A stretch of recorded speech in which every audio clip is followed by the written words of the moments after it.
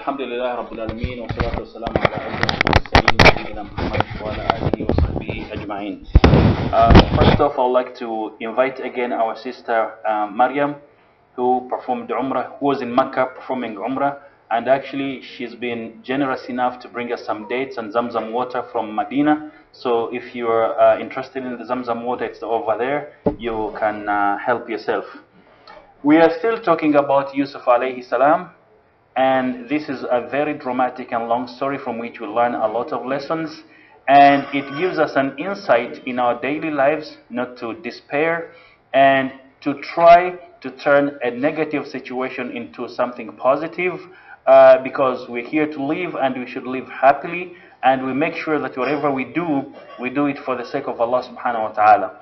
So, as we said before, the high minister, who was Yusuf, when his brothers visited him in Egypt, and after giving them the provisions, he told them, next time you come to me, you have to bring your half-brother Benjamin. Actually, Benjamin was the half-brother, but Yusuf's full brother. So he desperately needed to see his full brother. So he threatened them, if you do not bring him next time, I won't give you any more provisions, and not only that, don't dare approach me if you don't come next time with your half-brother Benjamin. So they went back home, but they were afraid because they knew during the first time they tried hard to convince their father to let them go with Yusuf, and they didn't take him back. So they knew that their father this time wouldn't trust them to give them Benjamin again, and this was the fact. And actually, when they went back to their father, asking him to allow them take Benjamin with them, he said, have you forgotten what you did to Yusuf? So they insisted, and they were in dire need of provisions. They knew that if they didn't take Benjamin to the high minister, they wouldn't get further supplies. So after convincing their father, he finally agreed to allow Benjamin to go with them. However, he advised them, he gave them safety instructions. He advised them when they enter Egypt to enter through different gates. So they don't go all together, 10 sons of Yaqub, and enter through one point of entry. So he wanted them to scatter, entering into different points of entry for the reasons that we will discuss after some time. So I have a quote here which says, safety isn't a slogan, it's a way of life.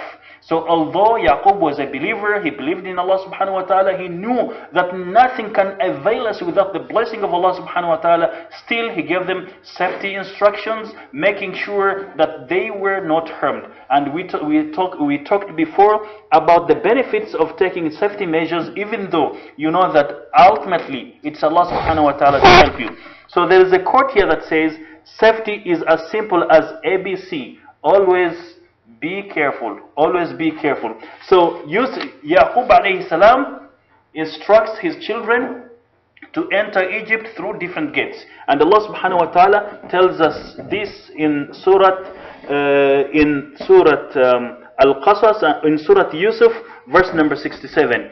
He says, وَقَالَ يَا بَنِيَّ لا تدخلوا من باب واحد وادخلوا من أبواب متفرقة وما أغني عنكم من الله من شيء إن الحكم إلا لله عليه توكلت وعليه فليتوكل المتوكلون. So the translation is, then he said, Yaqub telling his children, giving them instructions, O my sons, do not all enter the city through one gate, but enter through separate gates. Yet I cannot avail you against anything from Allah. Judgment belongs to none but Allah. On Him alone do I rely, and on Him alone then let the truly reliant believers depend. So he begins with himself, telling them that, he relies only upon Allah subhanahu wa ta'ala, but this does not prevent him from taking any precautionary measures in whatever he wants to do, or this does not prevent him from taking the means that he deems to bring him success.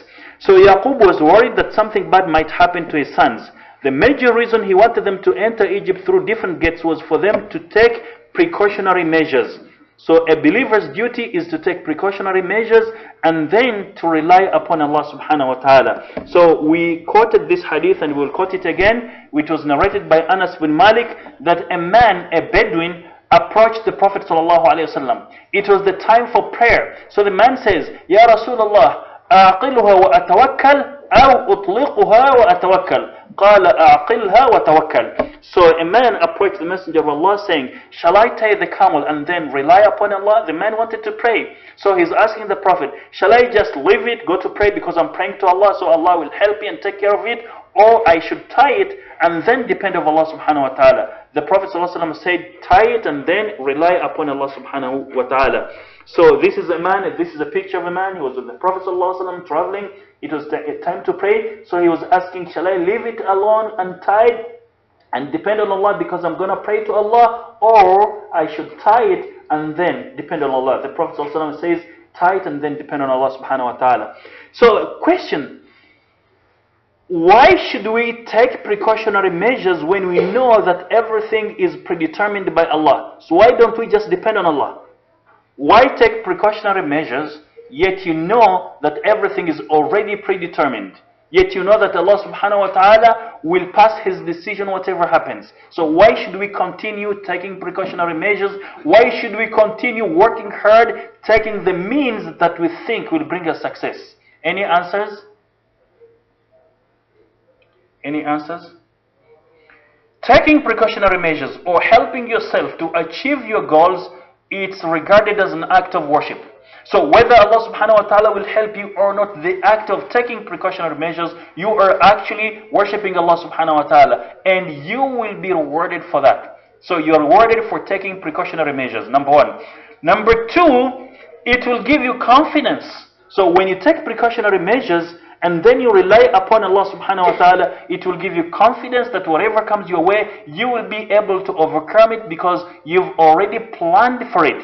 And this confidence will help you in your life, will also help people in the future who will happen to be in the same situation you were in. And by helping people with authority, giving them advice, you are also worshipping Allah subhanahu wa ta'ala. You are getting rewards. As we said before, the Prophet sallallahu alayhi wa sallam says, خَيْرُ النَّاسِ أَنْفَعُهُمْ لِلنَّاسِ. The best human being is the most beneficial to them. So this confidence that you get from taking precautionary measures, it will help you help others. And by helping others, you're getting a lot of rewards, and you're getting loyalty of those people, and it will increase your experience. So all in all, taking precautionary measures is an act of worship that was done by all prophets and messengers, and in most cases it wasn't their precautionary measures that saved them, it was Allah's intervention. So when you reach a deadlock, when you are in a dilemma, you've tried all your best, but still you find yourself in a problem, then rely upon Allah subhanahu wa ta'ala. Allah will find a way for you, but after you help yourself. So however, whatever Allah subhanahu wa ta'ala has predestined will come to pass, no matter how much time and efforts we render in safeguarding ourselves and those around us. We cannot prevent destiny, but we can get many rewards if we take precautionary measures in whatever we do. So Yaqub, as a prophet, was instructing his children to take precautionary measures for so many reasons. One of them is, by doing so, they were actually worshipping Allah subhanahu wa ta'ala. Moreover, we fulfill our duties and we get relaxed. So when we take precautionary measures and we do what we can, we get relaxed. We know that nothing bad is going to happen, and if it happens, then Allah subhanahu wa ta'ala is with us after you take your precautionary measures. And this will help you to be confident, and this will help you to avoid anxiety. So Yaqub kept looking at his children after seeing them off. He supplicated to Allah subhanahu wa ta'ala to protect them and make them return safe and sound.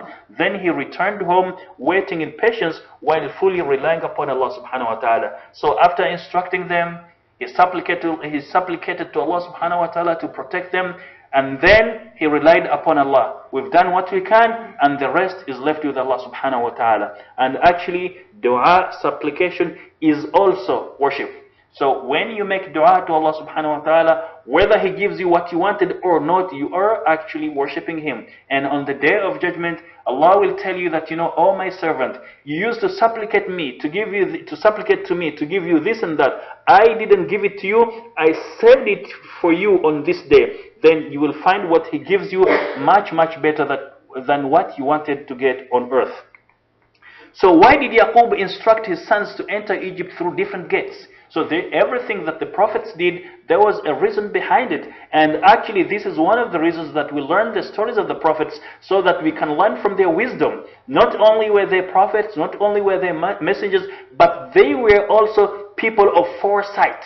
They used to plan, they used to understand, and they were clever. So if we implement what they did, it will help us in our lives. It will make a difference. So there are different opinions about this. Ibn Abbas, Mujahid, Qatada, and others maintained that they were so handsome, charming, and elegant that he was afraid they would be affected by an evil eye.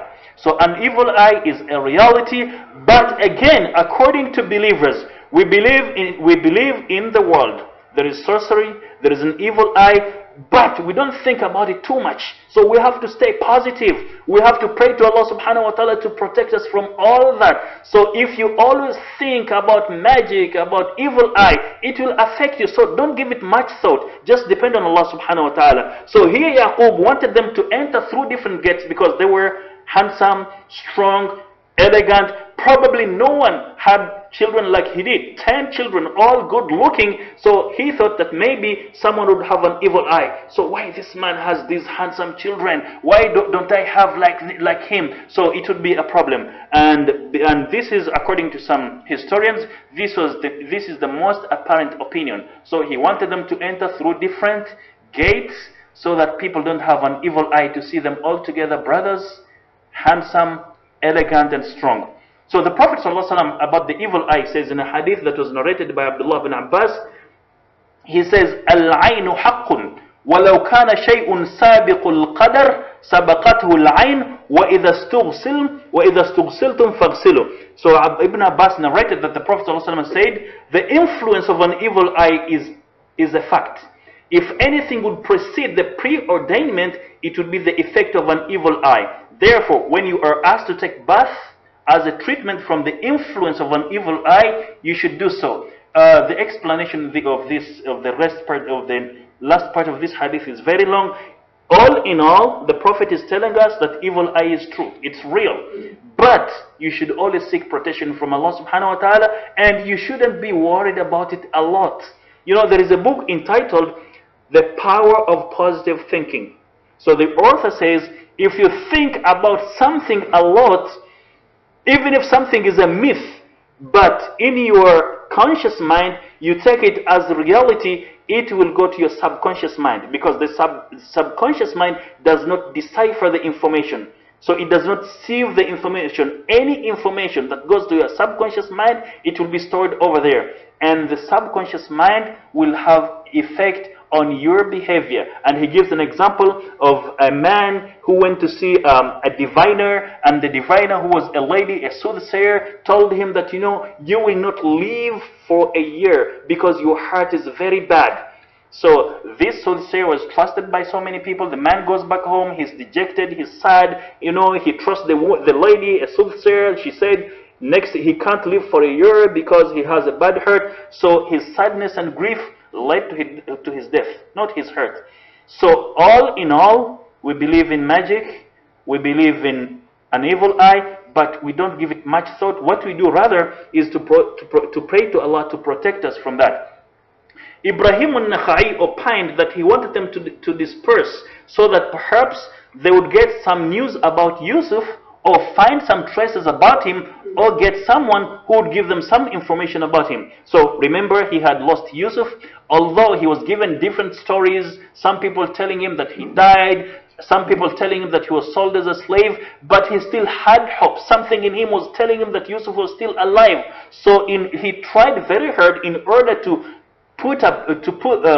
implement some practical measures. He told his sons, enter through different gates. Perhaps one of you might have the chance either to see Yusuf, or to get some information about him, or to get some traces who would eventually lead him to the whereabouts of Yusuf. So this is again a sign of not losing hope. So he was still hopeful, and he could do whatever he can, and he would use every opportunity very well. So these are his sons. They're going basically to get provisions with his other son Benjamin. But at the same time, he's using this opportunity of his sons going to get provisions to look for Yusuf. And this is a lesson for us. So when you're doing something, it's an obligation, you have to do it, but try to benefit from it in different ways. Try to make benefit, and this actually needs us to think a lot, to think outside of the box. And actually, most of the time, we don't get solutions to our problems. Most of the time, the status quo doesn't change, not because we are not lucky, it's because of us. And as I said before, psychologists tell us that the most intelligent person uses only 10% of his mental ability, only 10%. So we need to think a lot. We need to think outside of the box. So Yaqub is giving us a lesson here.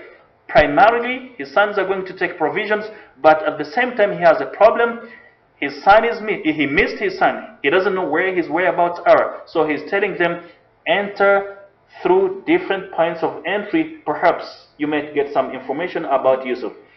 And Nahas and some other contemporary historians are of the opinion that he was afraid that the king might see his sons together as a group of young, strong men, get threatened by them, then jealously treat them violently or even kill them as a precautionary measure. So you see 10 children, handsome, strong, entering all together.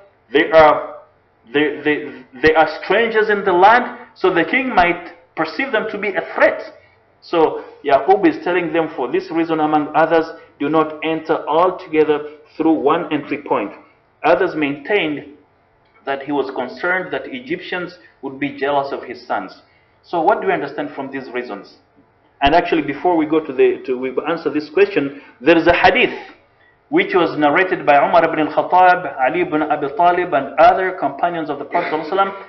They said that the Messenger of Allah said, "Ista'inu ala injah al-hawa'ij bil-kitman, fa-inna kulla dhi ni'matin mahsud." The translation is, seek Allah's help in fulfilling your needs by hiding your plans and success from others. Indeed, every fortunate person is envied.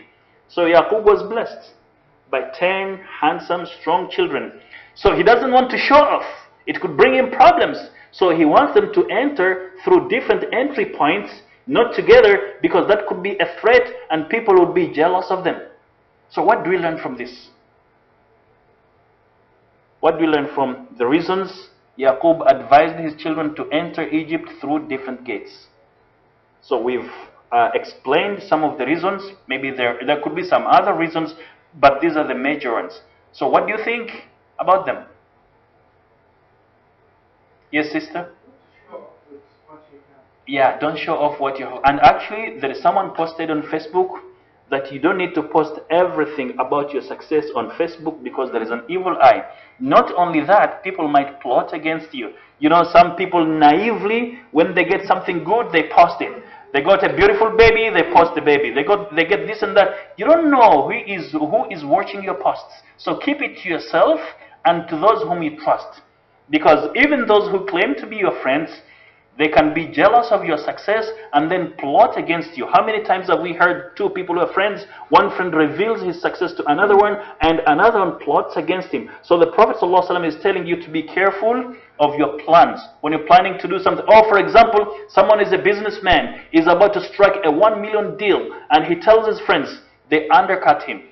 They go to the guy, you say, you are about to sign a deal with my friend, he's this and that, because they want the deal themselves. So the Prophet ﷺ is giving us here a lesson that you have always to keep your success secret, your plans secret. And Yaqub implemented this by advising his handsome, good-looking children to enter into different entry points. And actually, during those times, even now, in different parts of the world, having strong, handsome boys, it's wealth by itself. If someone wants to attack you, he would think twice. If you have boys who can protect you. For example, the sister was telling me she used to perform Umrah with her boys, and they were always there protecting her. This is something good. This is a blessing. Some people, don't worry, no one has an evil eye here. So, any comments about the precautionary measures that Yaqub took? Yes, sister. I think too that the more you brag and the more you talk about it, Allah can just take it all away from you. Yes.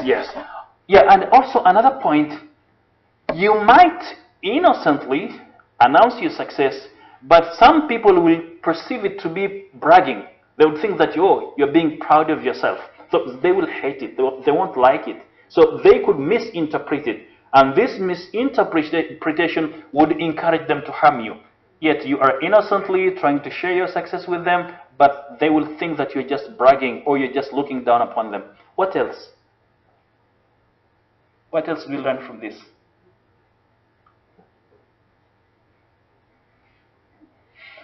For example, if you are an employee and you're sent on a project outside of your country where you are working, so your main aim is to work on that project.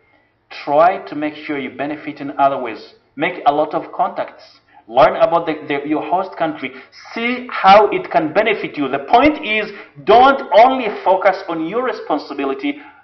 Try to find out other things that can help you or can help your company to grow. So this will be an opportunity for you. So what else do we learn from this?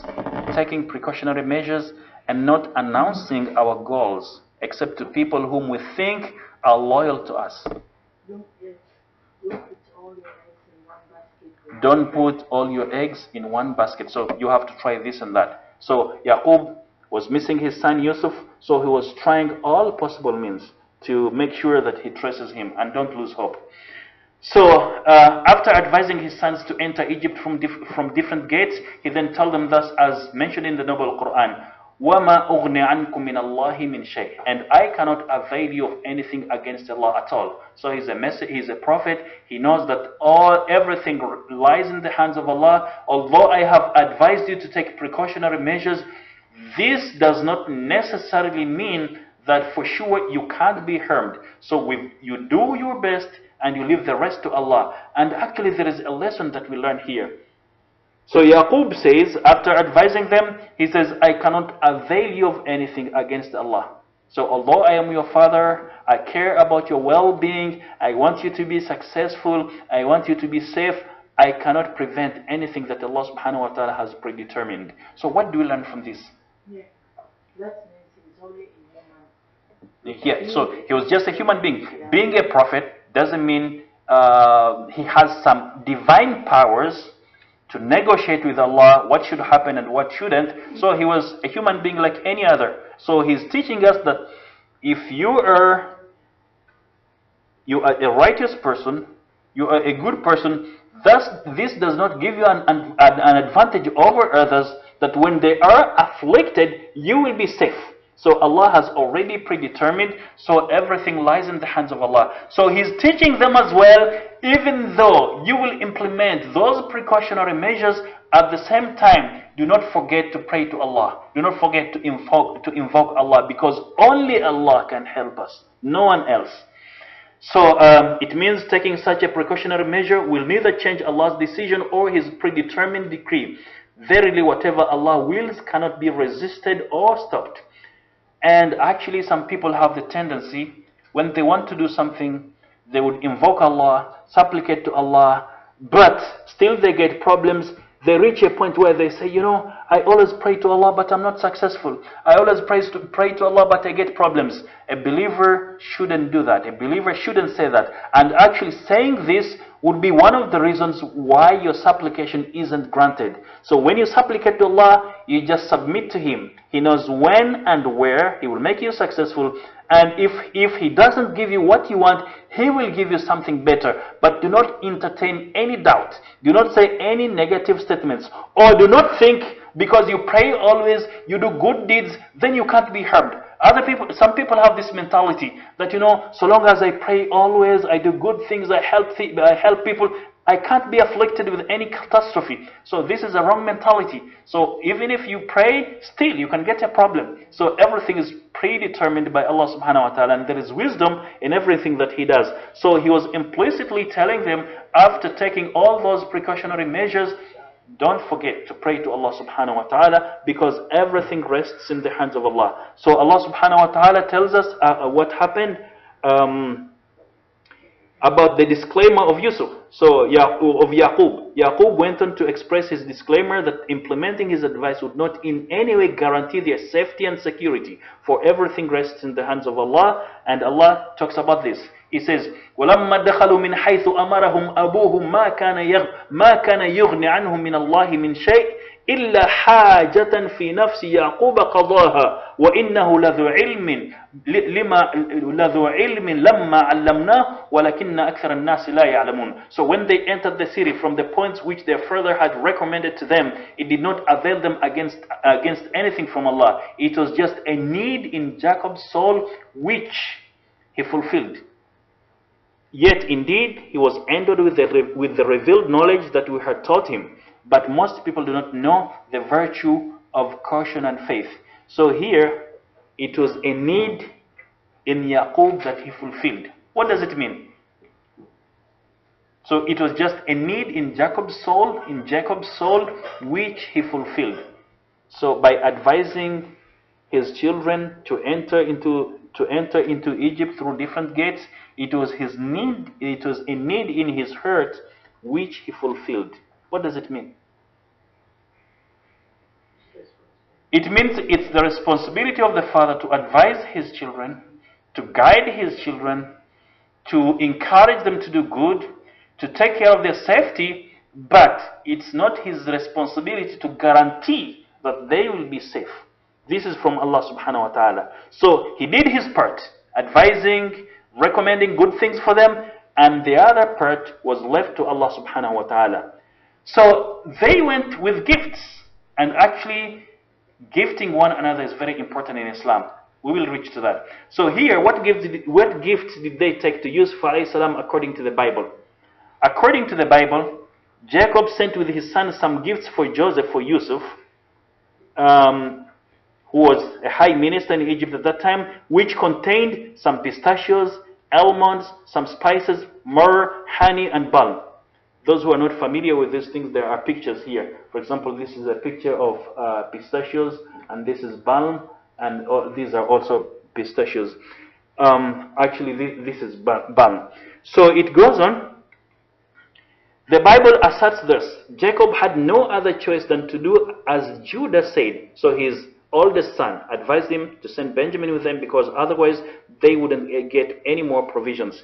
So if he did not send Benjamin with the others when they returned to Egypt, they would all die. They badly needed supplies, especially food.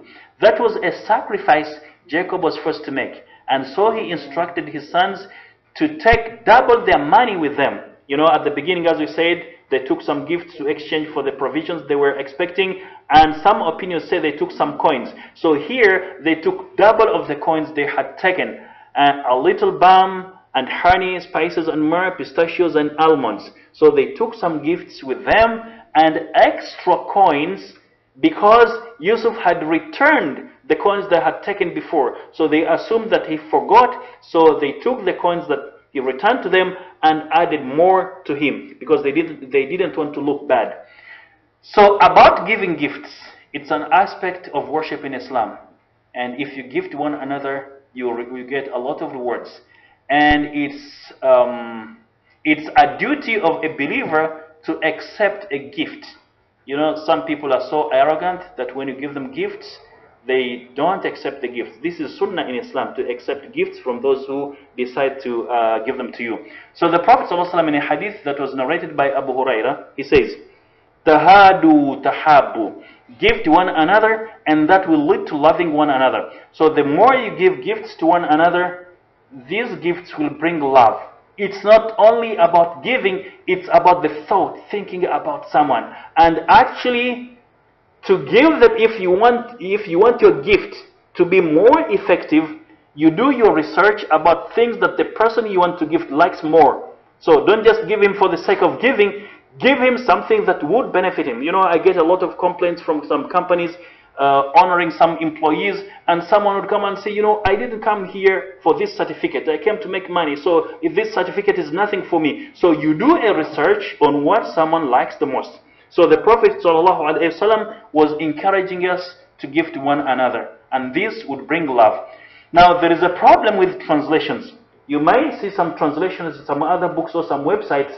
This is tahadu tahabu. It's a cause and effect. In other words, if you continue gifting one another, this will lead to loving one another. So gifts will bring love.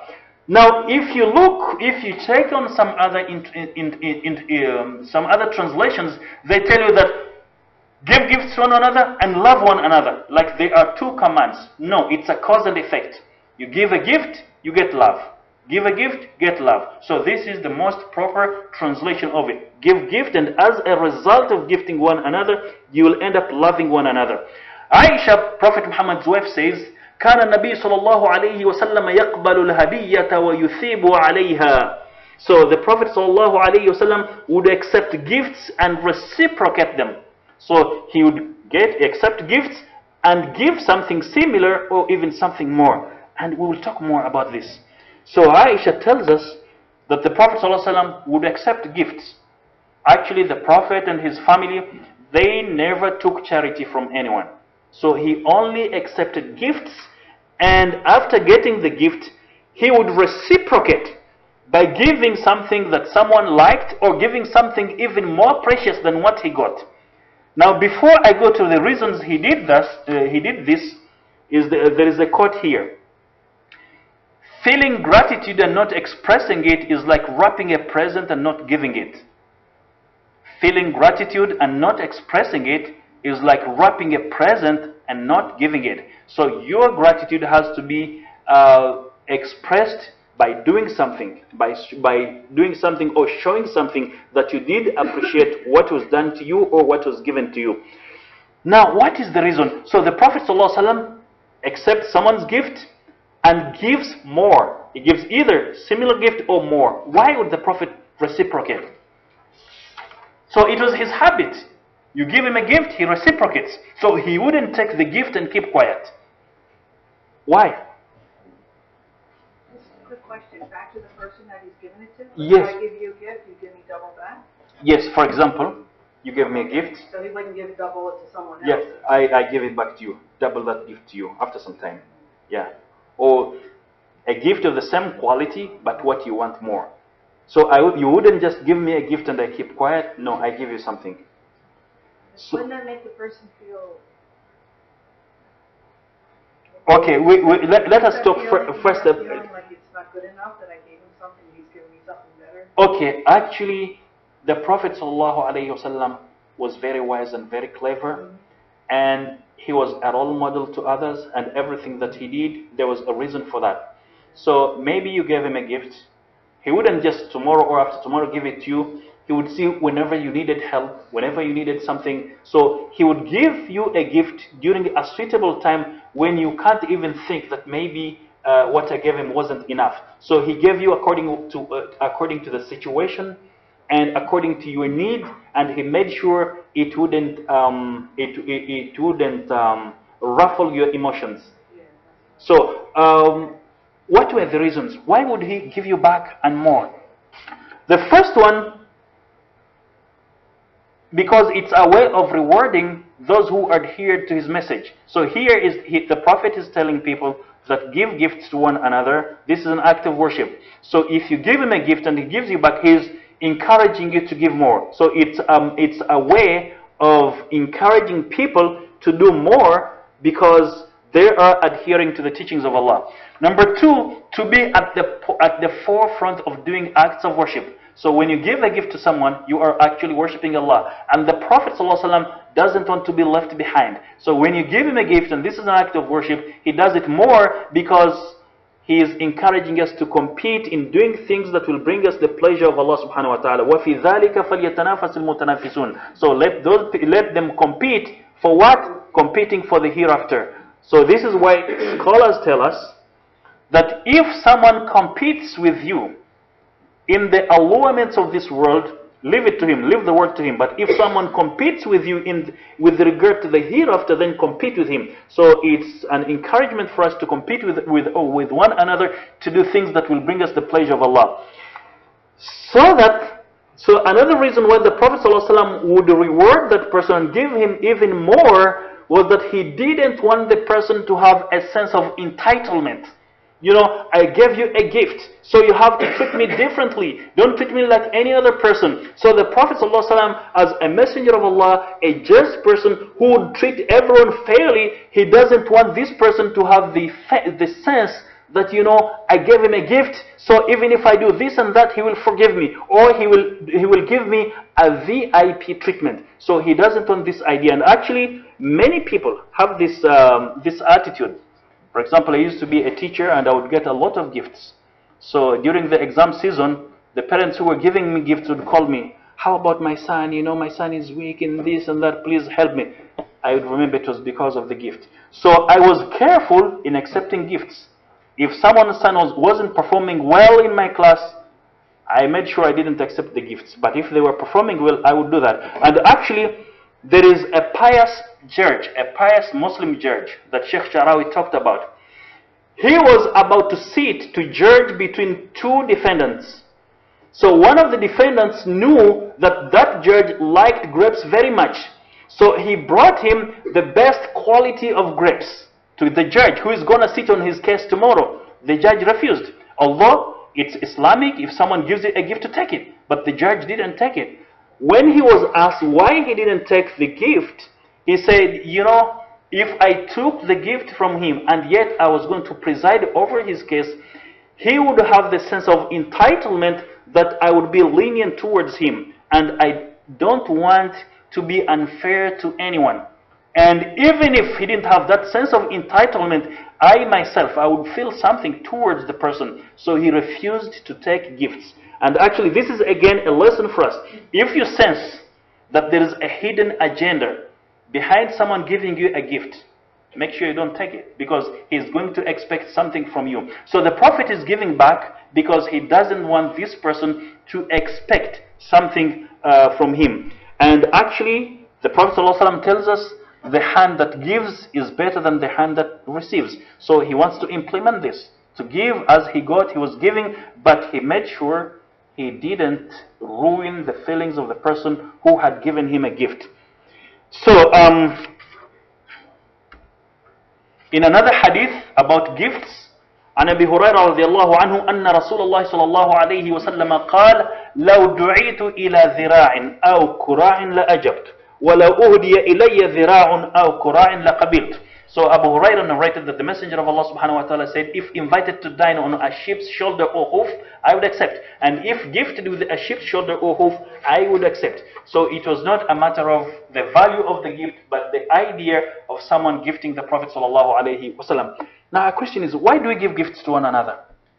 Just let alone rewards from Allah. So people, some cultures, have the tendency of gifting one another more than other cultures. So why do you think that people gift one another? Why?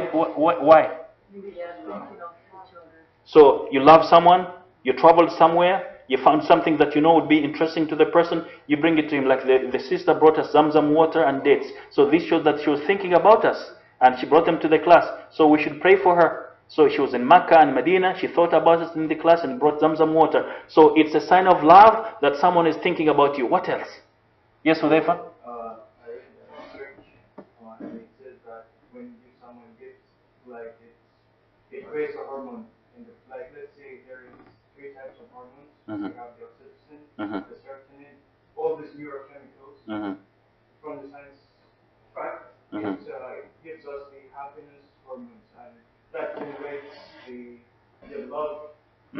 So it makes you feel happy and makes the recipient feel happy, and you're delivering a message to him that I'm your friend, not your foe. What else? Yes, brother?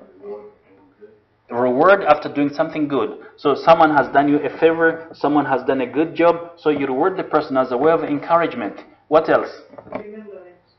To remember. Another way of making friends. So all these reasons are valid, but they should come under the fact of seeking pleasure of Allah subhanahu wa ta'ala. So all these reasons are valid, but we should do it primarily because it's an act of worship. So by giving a gift to someone, you are actually worshipping Allah. And this does not mean you don't look for other means. For example, me as a da'iyah, I want to do da'wah to someone, I want to try to present Islam to him or her, and this person isn't a Muslim, and I have researched and discovered that the only way I can get his attention is by giving him gifts. I do that. So I do that first, I seek the pleasure of Allah, and number two, I want this person to be attentive to what I tell him about Islam. I want him to be curious. So there is no problem seeking other reasons for giving gifts, but primarily it should be for the sake of Allah subhanahu wa ta'ala, and we should avoid ulterior motives. Someone, for example, knows that he will need you after 6 months. So he begins to give you gifts. After 6 months, he has a problem. He comes to you. So you think it's just by coincidence? No, it was planned. There is a book entitled How to Get What You Want. In that book, the author says that, first of all, you have to determine what you want. What are the efforts that will make you attain what you want? And you need people around you. And one of the things to galvanize the support of those people is to give them gifts. So as Muslims, we don't do it for this reason. We do it for the sake of Allah and for proper reasons. If you do it for proper reasons, Allah will reward you in various ways, and He will make whatever you do easy. So this is a way of manipulating people by gifts. So we don't do it for that reason. So there's a quote here which says, be somebody who makes everybody feel like somebody. So be somebody who makes everybody feel like a somebody. And there are many ways of doing that. One of them is giving gifts. So Yaqub, a prophet, is sending gifts to the high minister. And by the way, until now, he doesn't know that the high minister is his son.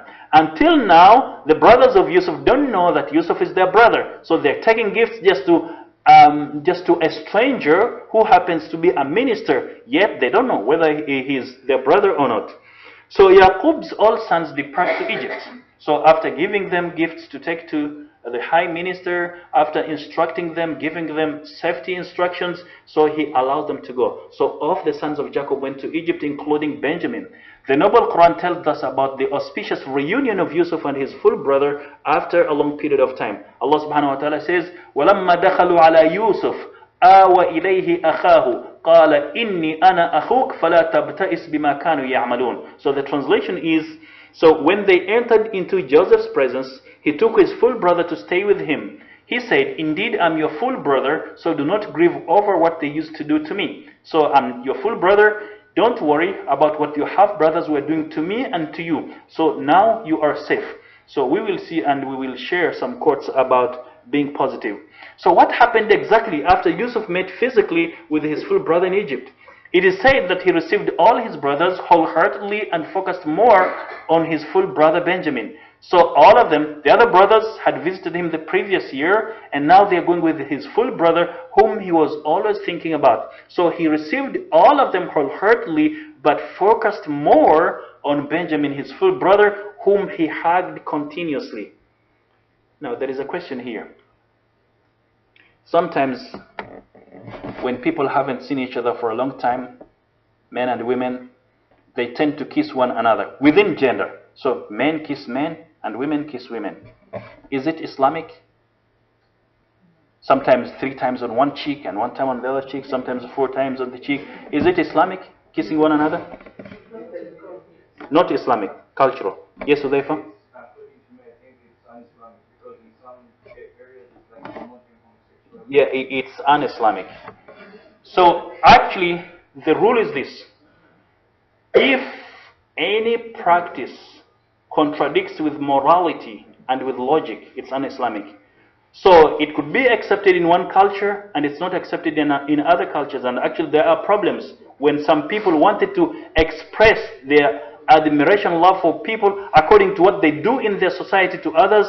It caused problems. So what's recommended is to shake hands. And if you haven't seen your brother for a long time, you can hug. So the companions of the Prophet ﷺ, they asked him, can we kiss our brothers? He said no. Can we hug? He said yes. So hugging is Islamic, kissing isn't un-Islamic. Unfortunately, when some new Muslims become Muslims because they see people in some cultures kissing each other within gender, they think it is Islamic and they make sure they kiss. It's un-Islamic. However, it's not haram. So it's un-Islamic, but it's not haram to do it. But if you are in a situation whereby if you do it, it will raise some eyebrows, it's better to avoid it. Because there is a hadith in which it says, if you are in a doubtful situation, make sure you don't do something that will raise questions about your integrity. Yes, brother? This one is about touching the cheeks or touching the nose. Touching. Okay, all that is cultural, so I can't say it's Islamic. It's un-Islamic, but it's not haram. What's yeah, even if what's recommended is shaking hands and hugging, especially if you haven't seen someone for a long time. And actually, touching the cheeks and the nose, it has some other problems. For example, someone is infected with some disease, they touch your nose, or they miss the nose and touch the mouth. It has a lot of problems. So I would say it's cultural, not Islamic, but at the same time, it's not haram. So it's not haram doing that. Yes. It goes to say when you go to another country, you should learn about the cultures and everything. Yeah. Get there. Yes. So you won't disrespect him. Yes. The way you like yourself. Yes, yes. Actually, I don't know, some of you are new to the class. I gave an example a long time ago. There is a person, I won't mention countries, who was a da'iyah, who was a presenter of Islam. So he wanted to go to a country in Africa. He thought that there is a special community there that was neglected. No one had ever gone there to present Islam. So he went there after Dhuhr prayer through a translator. A translator tells the people who prayed, can you stand up? We have a visitor from this country. It's near Saudi Arabia, blah, blah. So they stood up to greet the guest. So he was quick to grab them and kiss them on the cheeks. All of them left the masjid. All of them ran away. Because according to their culture, kissing within a gender is a sign of homosexuality. And in their culture, that's a taboo. So it was a scandal. This man is traveling all the way to come and teach us homosexuality in the masjid, in the mosque. So it's very dangerous. You have to learn the culture of the host country if you want to live peacefully with them. And if you're not sure, just stick to what's Islamic. So what is Islamic? You just shake hands. And if you haven't seen someone for a long time, just hug. So Yusuf hugged his brother. He didn't kiss, he hugged, and this is his brother. He hugged him continuously. So his half-brothers told him, the half-brothers of Yusuf, this is our brother whom you requested for. We've brought him with us. He replied, well done, you've done the right thing, therefore you will be rewarded for this. Now Yusuf is a high minister. And these people desperately need his help. You remember, he had threatened them before that if you don't bring him, I won't give you foodstuffs and other supplies that you need. Not only that, don't dare approach me if you don't bring your half-brother Benjamin. So he desperately wanted to see him. So under the threat and with a promise of giving them more, they took Benjamin. So he was owing them nothing, but he promised to reward them.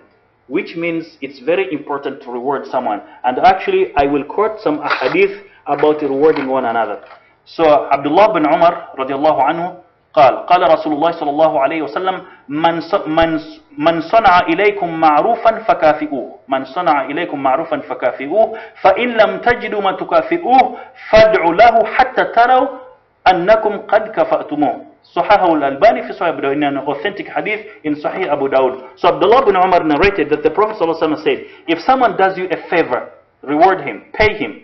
If you don't have anything to give him to appreciate what he did, then pray for him, supplicate for him until you feel that you fully rewarded him through prayer.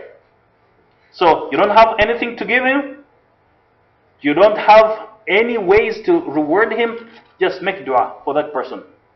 So some people, you do them a favor, no thank you, they don't appreciate, they don't even reward you, as if you've done nothing. This is un-Islamic. Now another hadith which is very important also, عن أسامة بن زيد أن رسول الله صلى الله عليه وسلم قال من صنع إليه معروف فقال لفاعله جزاك الله خيرا فقد أبلغ في الثناء. So whoever is done a favor by someone, so someone does someone a favor, and the recipient of that favor says جزاك الله خيرا, may Allah reward you well, by saying that he will have fully appreciated that person.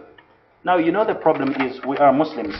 And as the Prophet ﷺ says, احرص على ما ينفعك, be keen to do things which are beneficial to you, either on earth or in the hereafter. When you do someone a favor and he says thank you, do you benefit anything?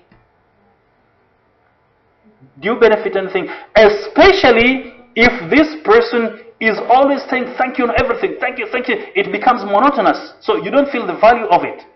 So you did someone a favor, it required a lot of effort and a lot of resources, and all you get is thank you. Do you benefit anything from it?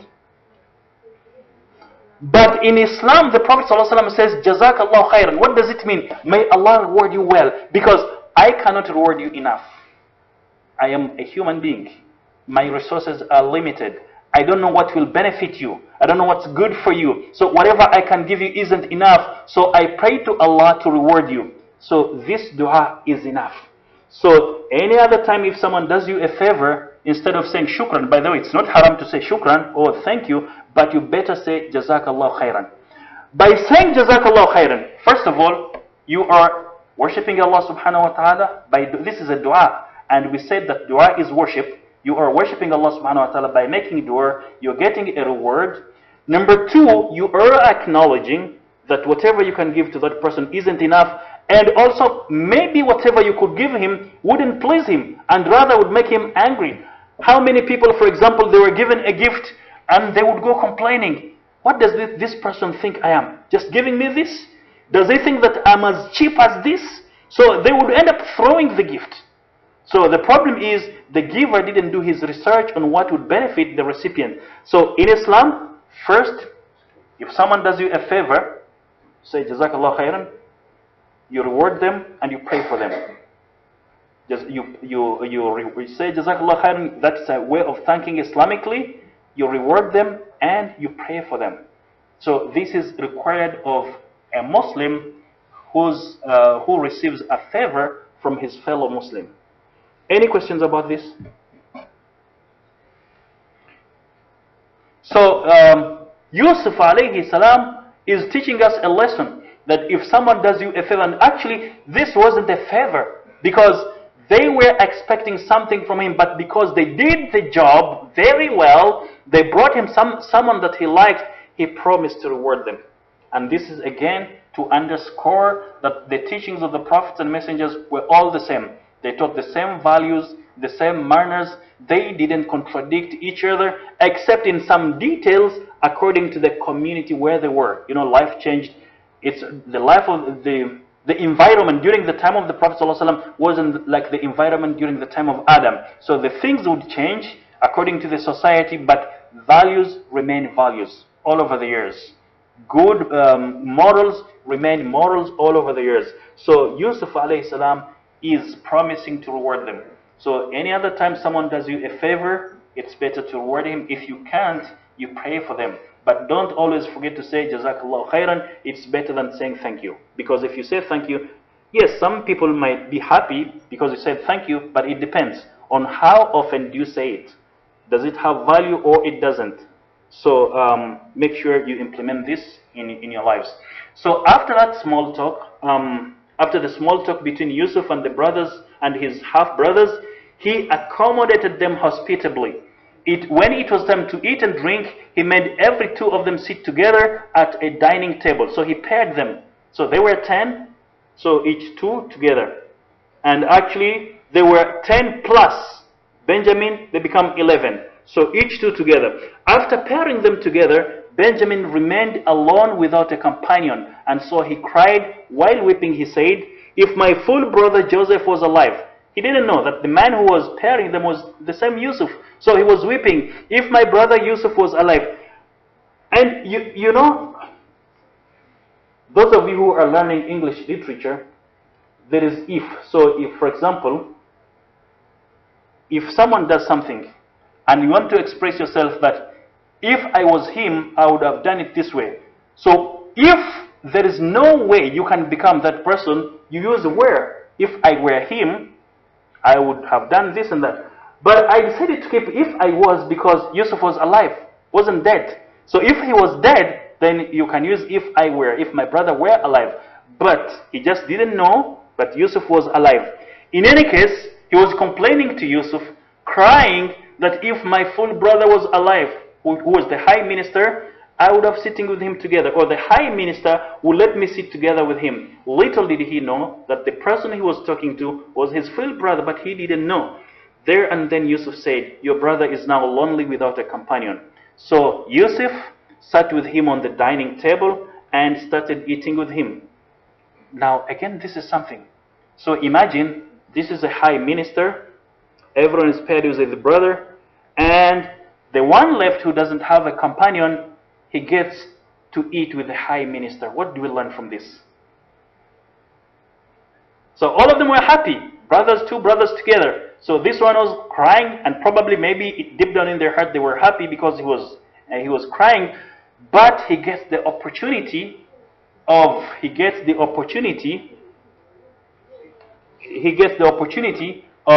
dining with the high minister. Actually, there is a quote here which says, "Don't grieve.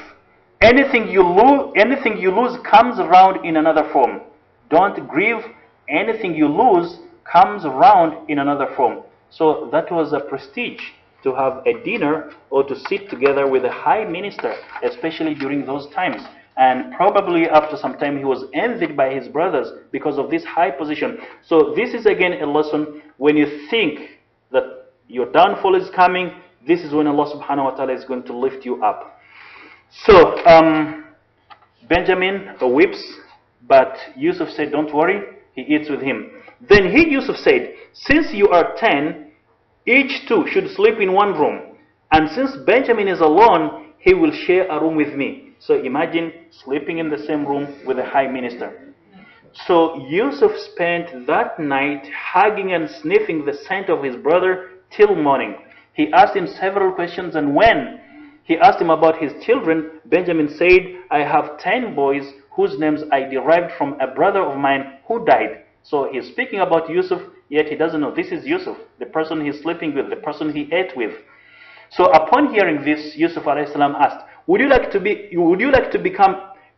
me to become your brother in lieu of your deceased brother? So in the position of your deceased brother, would you like me to be your brother, to play his role? Benjamin replied, "Why would someone refuse to have a good brother like you? However, you are not a son of Yaqub and Rahil." Rahil was Yusuf's mother as well as Benjamin's mother. So basically Benjamin is telling him, "I don't mind you being my brother, but you're not my full brother, or you're not even my half brother. You're not from Yaqub and you're not from Rahil. So you can't be a brother." And there is a message here. What do we learn from this? Yes. Yes. There are things in life that can never change. If someone is not your brother, is not your son, they can never. Yeah. So someone can never become your brother, your full brother, your blood brother. So he will remain a stranger. And this is one of the reasons in Islam you are not allowed to adopt someone and bring him to your family. Yes, you can help someone, but accommodate him somewhere. And you cannot give someone your name. You know, the Prophet ﷺ loved Zayd, and he changed his name to Zayd ibn Muhammad until verses were revealed that call them by the names of their fathers. Don't change their names. So this is a lesson to us that a brother will remain your brother, your blood will remain your blood. Even if you are so close to someone, he will never be your blood brother. And actually in some cultures, some people have the tendency of calling the uncle father. So someone has a father and the father has a brother. So instead of calling the uncle, they say father. So how many fathers do you have? You have only one father, you have only one mother. So call him uncle so and so. So again, this is a lesson to us to change. Someone who isn't your father, don't call him father. Someone who isn't your mother, don't call him mother, but you can call them other names to show respect. And actually, even some people get offended. So this is another story. Some people, in some cultures, if someone is at the age of your mother, you call him mother. But some ladies get offended. If someone isn't your mother and you call her mother, she'll tell you, "Am I so old to be your mother?" They would complain. So upon hearing this, Yusuf wept. So when Benjamin told Yusuf, "Yes, you can be my brother, but you're not from Yaqub and Rahil." So Yusuf cried. Then he stood up and hugged Benjamin and then said, "Indeed, I'm your full brother Yusuf. So do not grieve over what your half-brothers used to do to us in the past. Indeed, Allah has honored us and reunited us in good terms. However, do not reveal this to your half-brothers. You do not reveal to your half-brothers what I have confided to you." So at this moment, when Benjamin was saying, "Yes, I wouldn't mind being your brother, but you're not the son of Yaqub, son of Rahil." So here, Yusuf was compelled to tell him that I'm your full brother. I'm Yusuf, the one you've been looking for. But don't reveal this secret to your half-brothers. So Yusuf is telling Benjamin, do not grieve. Now I'm here, your full brother. So we have some quotes here. One of them says, when things go wrong, don't go with them. When things go wrong, don't go with them. So Benjamin was continuously grieving, complaining about his half-brothers, how they were mistreating him. Yusuf tells him, stop. Now Allah is with us. Allah has honored us. We are together. Stop complaining. Another one says, it's never too late to be who you might have been. It's never too late to be whom you might have been. You know, again, some people have the tendency of complaining, you know, my father didn't take me to school, didn't do this and that, I have become miserable, I won't be successful. You can do it. So whatever you are supposed to be, you will be it. So you have to make an effort and leave the past to be past. Learn from the past and be optimistic of the future. So according to this website, while together, Yusuf and Benjamin talked about the misdeeds of his half-brothers and the crimes they had committed years before against their half-brother Yusuf. So Benjamin is now complaining, you know, they did to you this and that. At this moment, Yusuf, who had become impatient, exclaimed, stop worrying, I'm that very Yusuf you're talking about. So don't speak evil about them, I'm here. So let's enjoy ourselves. So he uttered these words so emphatically. So he says, according to the Quran, indeed I'm your brother. قال إني أنا أخوك فلا تبتئس بما كانوا يعملون. So now Yusuf is telling him, I'm your brother, now we've reunited with one another, whatever they did, leave it in the past. So the Quran said, and when they entered unto Yusuf, he lodged his own brother Benjamin with him, saying, I am your brother, so do not grieve over what they were doing. As for the concept of the sentence, so do not grieve over what they were doing, there are two interpretations worth consideration. The first one, Benjamin ought to stop getting depressed over the past misconduct of his brothers. So if they did wrong, don't go wrong with them. So that's the past. We leave it in the past and we learn from it and we go ahead. We prepare for the future. These are our brothers. Number two, it is probable that the plan which was to be implemented by Yusuf's servants was to Benjamin's own benefit. The plan manifested in secretly placing Yusuf's cup tankard in Benjamin's saddlebag in order to keep him back. Therefore, that was not supposed to be a cause of concern at all. So Yusuf and Benjamin, they devised a plan because Yusuf wanted to keep Benjamin. He didn't want him to go back with his half-brothers. So what could he do?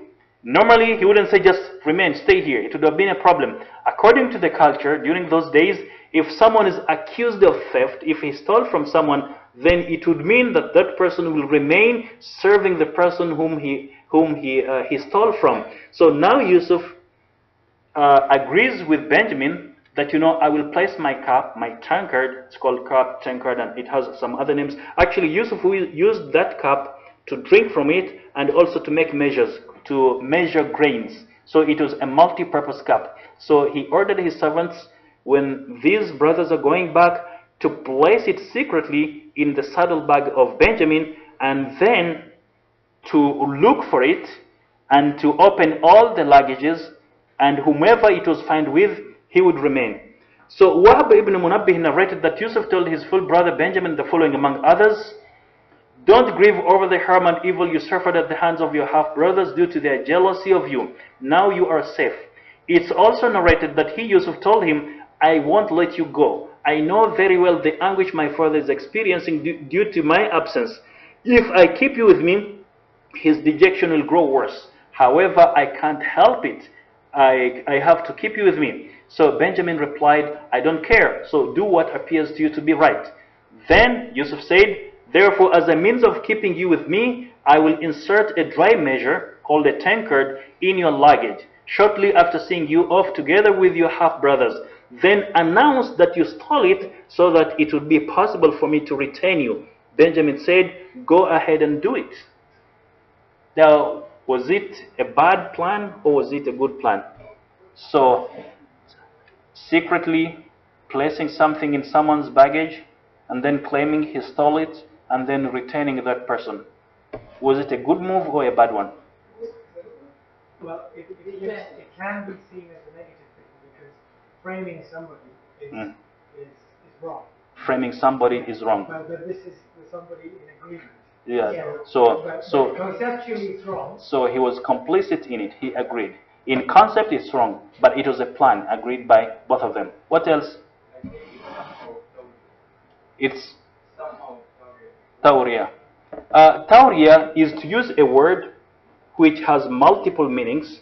So you mean something, you say a word that can deliver another meaning to another person. But here we are talking about the act. So framing someone who didn't do it anyway. So you ask your servant to place your cup secretly into his luggage and then accuse him of theft. So as the brother said, the accused was in agreement with Yusuf, number one. Number two, there is what they call akhaffu dararain. So you have two things. Both of them are not good, but one thing of them is more beneficial than the other. You are in a situation whereby you have to do it. You can't avoid them. So you do something which is less grave than the other. So here, Yusuf wants to remain with his brother. And he has a plan to encourage his father to come as well. So there is something he's looking at. There is something he's planning for. So ostensibly, if people is not in the picture, he would think it's framing. But Yusuf has a purpose. So he's using the culture to his benefit. So he wants his brother to stay. He's agreeing with him to keep his cup secretly in his bag, and then search for it, and then eventually ask him to remain, which the brother wanted and which Yusuf wanted. Yes, brother. We understand the situation here, right? But if you try to draw an analogy on our daily lives, you know, there's no threat.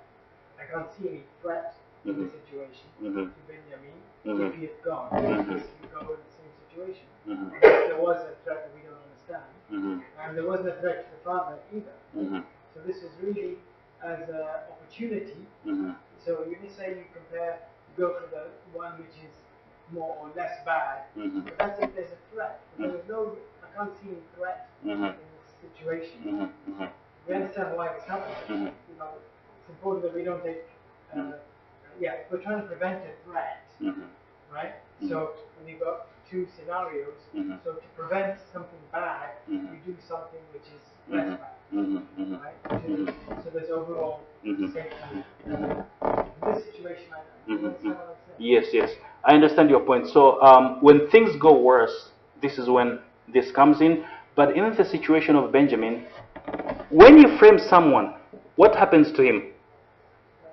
So for example, you framed someone that he stole. What would happen to him eventually? He would be imprisoned. He would suffer. So you accused him wrongfully, and then he suffers because of that. Now, was Benjamin going to suffer? Or he was going to enjoy even more? So he's doing it to the benefit of Benjamin, so that he is doing it as a favor to Benjamin. So it's not something that would bring danger to Benjamin, but it's something that would even benefit him more. What else? Yes, brother Antithesis. He also, slide before, he knew it would bring more stress on his father. He knew? He knew that it would bring more stress on his father, that he knew Benjamin was going also. He was holding Benjamin. So the father, he would be stressed because now my other son is gone from me. So he had to come. He stressed it on the father also. Even though Joseph knew it was a benefit and a reward for him. Yeah, so the brother says the danger was the stress to the father, but still Joseph is looking at the bigger picture. Right. Because this will be an encouragement for the father to come back. And actually, he wanted to see them all. And this was going to be a fulfillment of his dream. The dream that he saw when he was young. He saw how many stars? 11 stars prostrating before him. And 11 stars and the sun and the moon prostrating before him. So by his father coming to him, this is going to be a fulfillment of his dream. So yes, it would bring some stress to the father, but eventually it's going to be something good. And actually in life, you can't get something good before you lose something. We always struggle, we always get stressed, but in the end, we get successful. No one in life has gotten a smooth life from the beginning to the end. You know, how many times, for example, you're stressed out, I've been given this project, I don't know how to start, and then you end up doing it well and get rewarded, and the stress goes. And actually, even when you do something under stress, or you are stressed before doing something, when you achieve it, you enjoy even more. rather than just getting it on a silver plate. So all in all, it was a plan which was not going to harm Benjamin or Yusuf, but it would somehow stress the father, but eventually it was good for the whole family, not only for the family, for the community as well, as we will see. So how did Yusuf implement the plan to retain his full brother? Allah subhanahu wa ta'ala tells us this about that incident. He says, فَلَمَّا جَهَزَهُمْ بِجَهَازِهِمْ جَعَلَ السِّقَايَةَ فِي رَحْلِ أَخِيهِ ثُمَّ أَذَّنَ مُؤَذِّنٌ أَيَّتُهَا الْعِيرُ إِنَّكُمْ لَسَارِقُونَ قالوا وأقبلوا عليه ماذا تفقدون قالوا نفقد سواع الملك ولمن جاء به حمل بعير وأنا به زعيم. So after he had furnished them with their supplies, he inserted a royal drinking cup into his full brother's bag, Benjamin. Then an announcer called out to them as they were departing, "O you in the caravan, indeed you are thieves." They said as they turned towards them, "What is it that you are missing?" They said, "We are missing the king's tankard," which is the drinking cup at the same time, which he was using to measure some grains. "And for he who brings it forth, there is a camel's load of provisions in reward." And that, the announcer said, "I guarantee." So he guaranteed the one who would bring the tankard to the high minister that he would get a reward. Now, actually, we don't know how it looked like. They call it a royal cup, a tankard, and it has some other names. So we don't know exactly what it was, but we know what it was made of as we will search. So it was a multi-purpose cup from which he would drink and which he would use to measure some grains.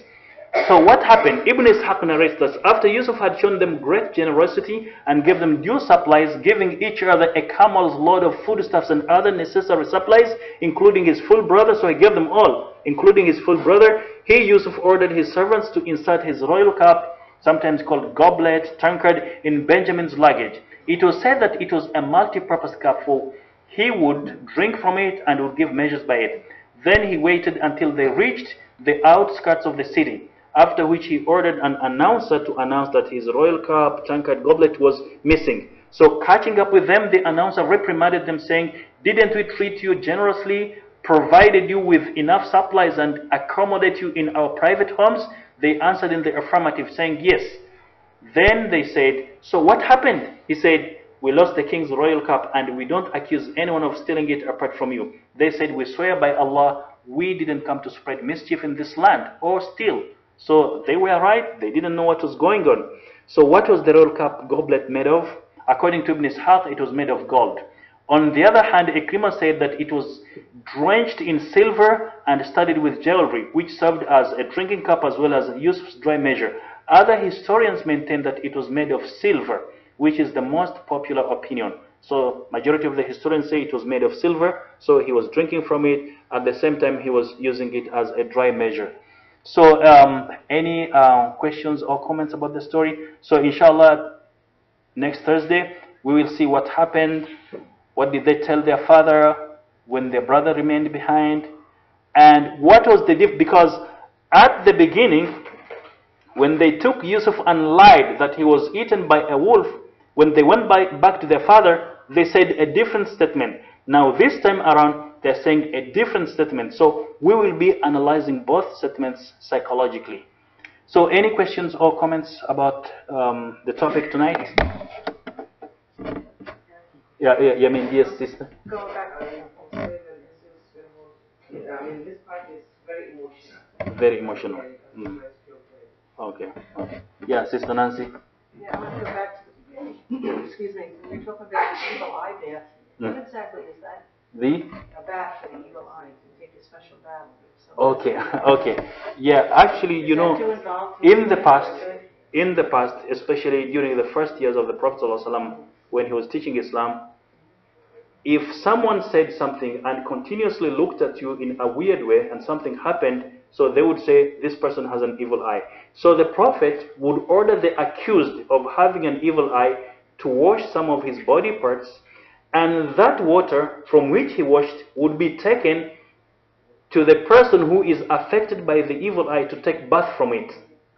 So for example, I looked at Yusuf in a weird way, I said some statements, he was successful, then something happened to him, then they would come to me, ask me to wash some parts of my body, then this water from which I was washing, they would take it and use it to try to treat Yusuf from my evil eye. Some people are giving voodoo. Yeah, so ablution, they do like this, they giving like that. yeah, it was done in different ways.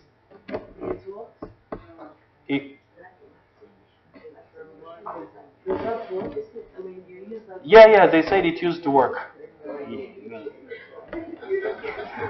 Any other comments or questions? Yes, brother. For example, what we see here, according to Islam, according to Ikrama, so where did they get their information from? Yeah, even in the other page. Yeah, what happened between the brothers? Yeah, that's a good question. Most of it is taken from Israeliyat, and as we were told by the Prophet, we don't totally accept them as true, and we don't totally accept the. We don't totally say that they are false. So we take them the way they are. However, if there is a verse that supports the information, there is an authentic hadith, then we take it as a fact. Other than that, these are just opinions. We take them the way they are. Any other questions or comments? Okay, Jazakumullah khair. See you inshallah on Monday in the tafsir class, Surah Al-Munafiqun.